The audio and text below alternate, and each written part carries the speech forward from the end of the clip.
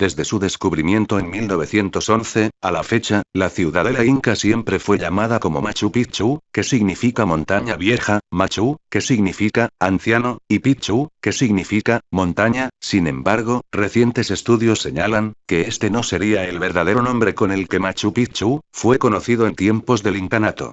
Según la historiadora española, Mari Carmen Martín Rubio, basándose en un texto, ubicado en el capítulo 32, de la Suma y Narración de los Incas, Crónica de Juan, de Betanzos, en realidad Machu Picchu, se habría llamado, en la antigüedad como, Patayacta, vocablo quechua, que significa pata, escalón, y ciudad, yacta.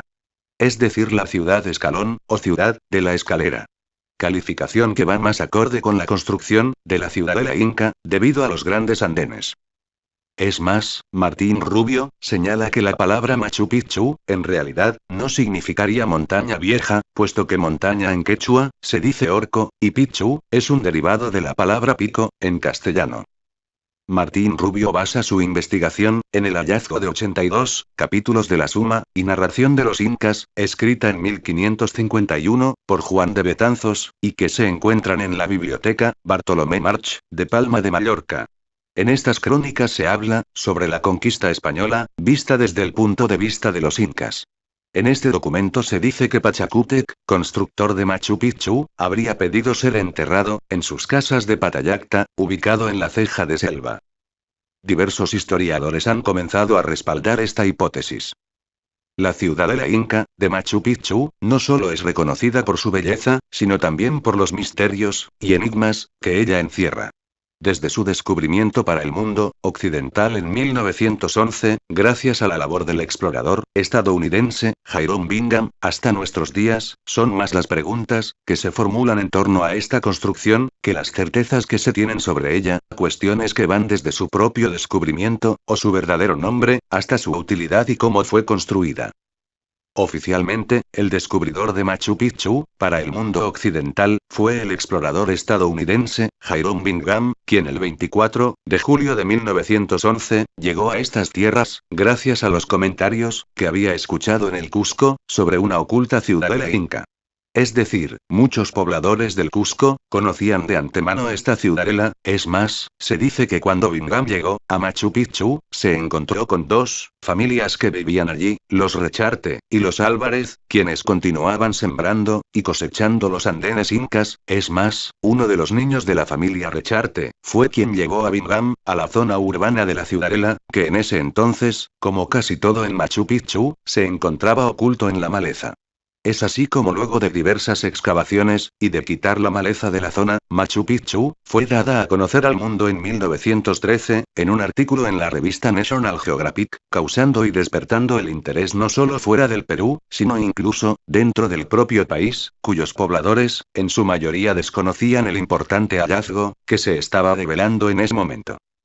Recientemente, el investigador estadounidense, Paolo Greer, realizó un estudio en la que revelaba que el descubridor de Machu Picchu no se realizó en 1911 por Hiram Bingham, sino que esto ocurrió 44 años antes, en 1867, por un empresario alemán llamado Augusto Berns. Según el investigador, Augusto Berns llegó al Cusco en 1867 para realizar diversos trabajos de excavación para un nuevo proyecto ferroviario en el país. Este empresario alemán habría conseguido comprar cerca de 45 kilómetros de tierra frente a Machu Picchu, y fue justamente en esta deforestación cuando se topó con la ciudadela inca. Según las investigaciones de Greer, Berns se quedó 3 años investigando la ciudadela inca, sin darla a conocer al mundo.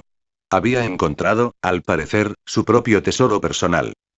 Luego de fracasar en su proyecto ferroviario, y la de una minera, que creó en el país, Berns dejó el Perú en 1870, sin embargo, decidió regresar en 1880, según dice Greer, para aprovechar al máximo los restos arqueológicos que pudo encontrar en los 3 años en los que estuvo investigando la ciudadela de Machu Picchu.